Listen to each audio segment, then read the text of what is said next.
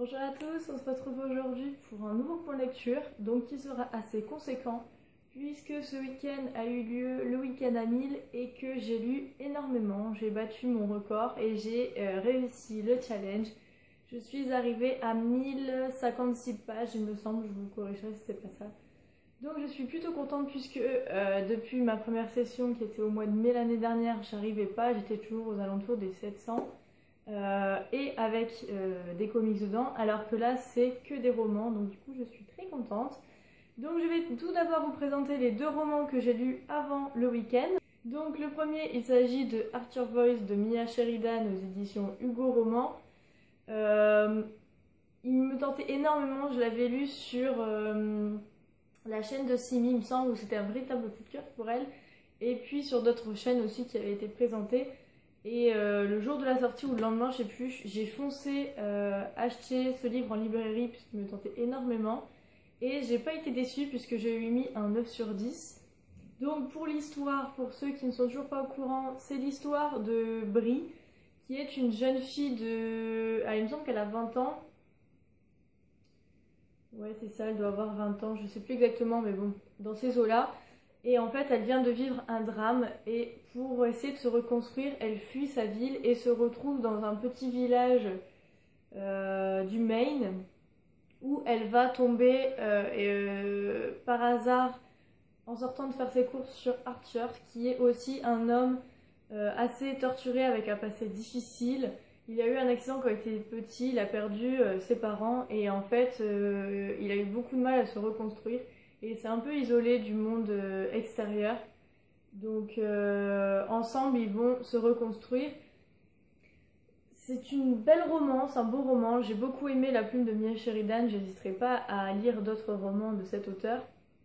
Après ça n'a pas été un coup de cœur comme pour les livres de Colleen Hoover. Après, j'ai beaucoup aimé quand même cette histoire, je vous la recommande et comme je vous l'ai dit, je lui ai mis un 9 sur 10. Ensuite, j'ai lu Stupeur et Tremblement d'Amélie Nothomb aux éditions Le Livre de Poche. Donc c'est un livre que j'ai emprunté à la médiathèque.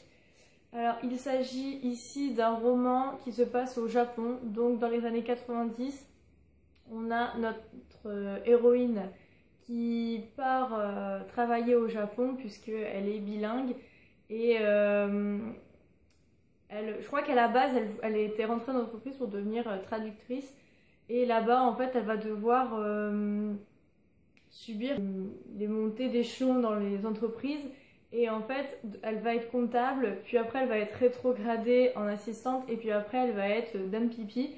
Donc du coup, on va la suivre et on va voir aussi un peu le monde de l'entreprise au Japon. Donc j'ai aimé, je lui ai mis 7,5 sur 10. J'ai bien aimé, ça se lit vite. J'aime toujours autant La plume d'Amélie Nothomb qui est très particulière. Avant le week-end, j'avais commencé Ma vie en double de Fiona Harper aux éditions Harlequin.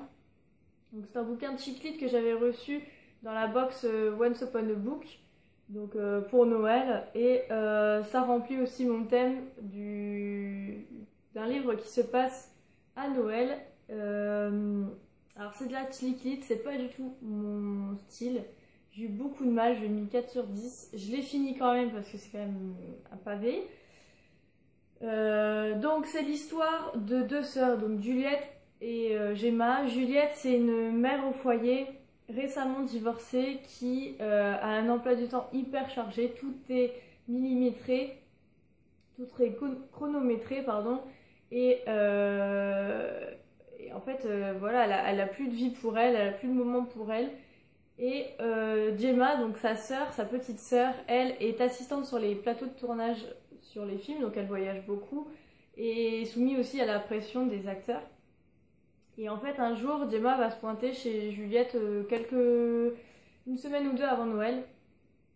Et en fait, suite à une discussion, elle va lui proposer de partir en vacances, de prendre sa place et de partir à Sainte-Lucie sur une île paradisiaque pendant que Gemma, elle, va s'occuper de sa petite famille et de gérer ainsi le repas de Noël.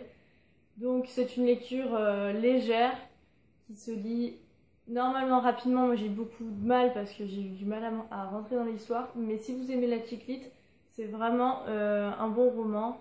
Donc voilà, tout dépend des goûts. Alors du coup pour le week-end Amine, donc j'ai fini les 200 pages de Ma vie en double.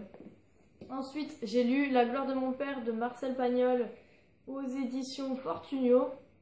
Donc c'est un livre que j'avais lu en primaire, qui m'avait laissé pas mal de souvenirs et du coup j'avais acheté tous les livres de souvenirs d'enfance et d'autres livres aussi de Marcel Pagnol et je me suis dit que ce serait bien de me les refaire.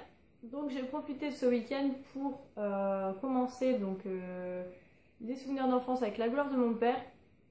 Donc La gloire de mon père raconte l'enfance de Marcel Pagnol. Donc là on suit plus précisément en fait sa relation avec son père. Et du coup j'ai beaucoup aimé. Il y a beaucoup de choses que j'avais oubliées. Je me rappelais des grandes lignes, mais j'avais beaucoup oublié des choses.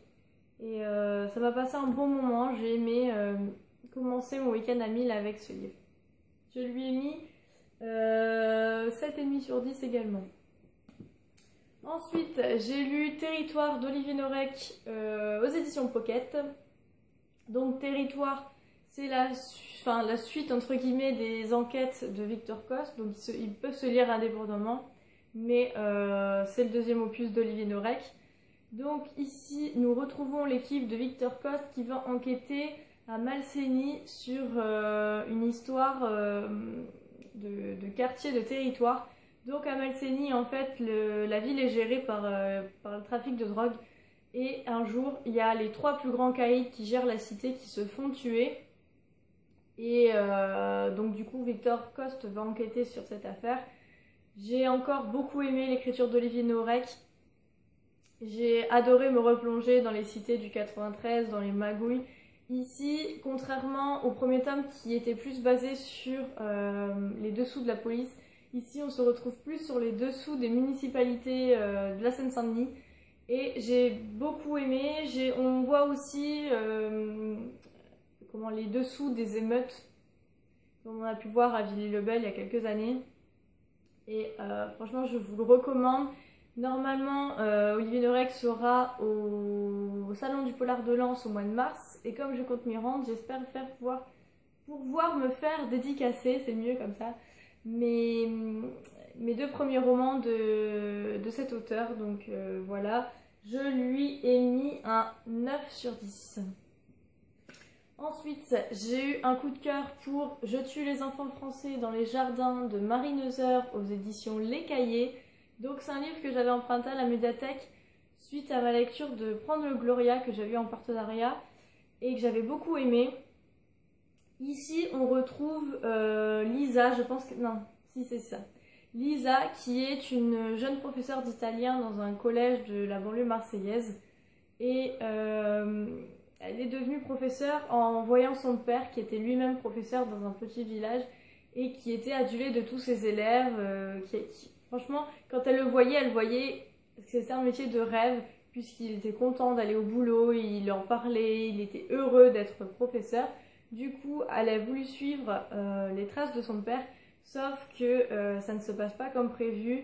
Elle se retrouve dans un collège de zone prioritaire où les élèves passent leur temps à insulter. Elle, sur peut-être 1 heure de cours, elle ne peut faire que 10 minutes d'enseignement. Le reste, c'est du gardiennage.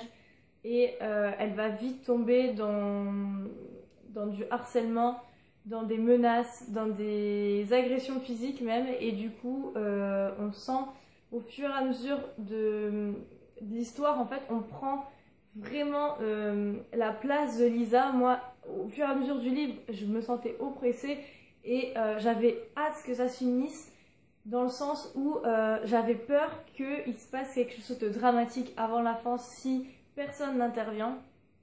Et du coup, j'ai beaucoup aimé le personnage de Lisa. Marie Neuser, c'est vraiment nous décrire un personnage au point où on arrive à prendre sa place. Les chapitres sont très courts, donc ça permet aussi de rythmer le roman. En plus, le roman lui-même n'est pas très long, il fait 160 pages. Et franchement, je vous le recommande. C'était un véritable coup de cœur. On plonge au cœur de la vie de ces professeurs qui n'est pas facile. C'est vraiment un boulot difficile, surtout dans ces classes comme ça. Et franchement, j'ai beaucoup aimé ce livre. Je vous le recommande à 300%. Et enfin, donc j'ai lu un partenariat, donc c'est Yesterday Gone.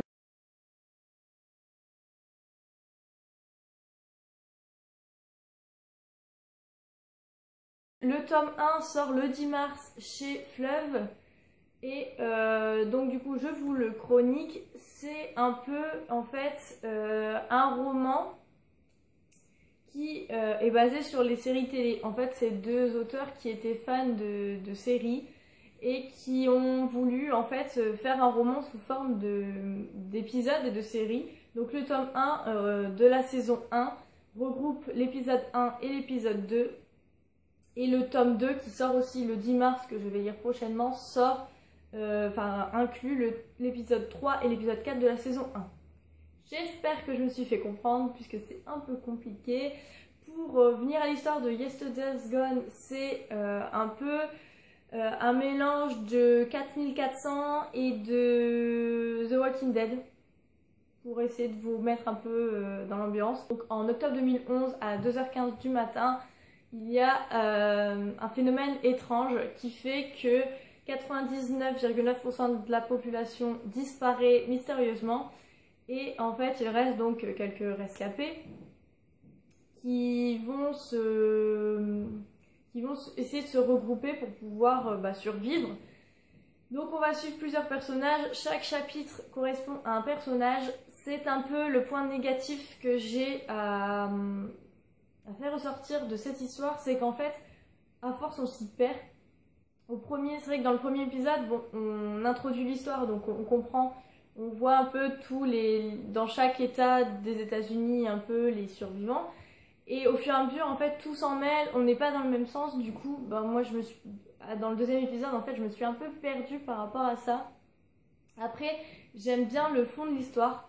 J'ai beaucoup aimé le thème. J'ai beaucoup aimé aussi le fait que ce soit en série comme ça. C'est pas mal, c'est original. Et donc, je vais continuer sur le tome 2 du coup. Je lui ai mis un 6 sur 10. Puisque j'ai bien aimé, mais au fur et à mesure, en fait, si vous voulez, c'était décrescendo. J'ai beaucoup aimé au début, et au fur et à mesure de l'histoire, donc l'épisode 1 ça a été, et l'épisode 2 c'est un peu essoufflé. Donc j'attends de voir le tome 2 pour voir si vraiment je continue ou pas. Puisque c'est bien, mais si ça continue de retomber comme ça, il y a un moment où je vais plus avoir envie de suivre. Donc j'espère quand même pouvoir continuer et aimer cette histoire, puisque le fond de l'histoire est très original et j'ai beaucoup aimé cette histoire de mélanger un peu le fantastique à la dystopie et un peu à l'enquête policière aussi, puisqu'on enquête sur ces disparitions. Donc voilà, je remercie d'ailleurs les éditions Fleuve pour ce partenariat. Et c'est tout pour ces lectures. Alors pour une fois ce sera un gros point lecture, puisque au lieu de présenter mes 3-4 livres habituels, je vous ai présenté 7 livres. Mais je me voyais mal en fait couper mes livres du week-end à 1000 en deux. Donc ce sera un gros point lecture, sachant que au mois de mars, je pense qu'il y aura 1 ou 2 semaines où il n'y aura pas de vidéo, puisque j'ai un emploi du temps très chargé. Mais j'essaierai de faire de mon possible pour vous préfilmer des vidéos et pouvoir vous les mettre en ligne. De toute façon, ce qui est sûr, c'est que la semaine prochaine, il y aura mon book haul du mois de février qui a été beaucoup plus conséquent que le mois de janvier. Et sachant qu'au mois de mars, j'ai 2 salons du livre, je pense aussi que celui du mois de mars va être conséquent. En attendant, n'hésitez pas à commenter si vous avez lu ces livres, si je vous ai donné envie de lire ces livres. N'hésitez pas non plus à vous abonner si ce n'est toujours pas fait pour pouvoir suivre mes vidéos et être au courant quand je publie une vidéo. En attendant, je vous laisse et je vous souhaite de bonnes lectures. Ciao!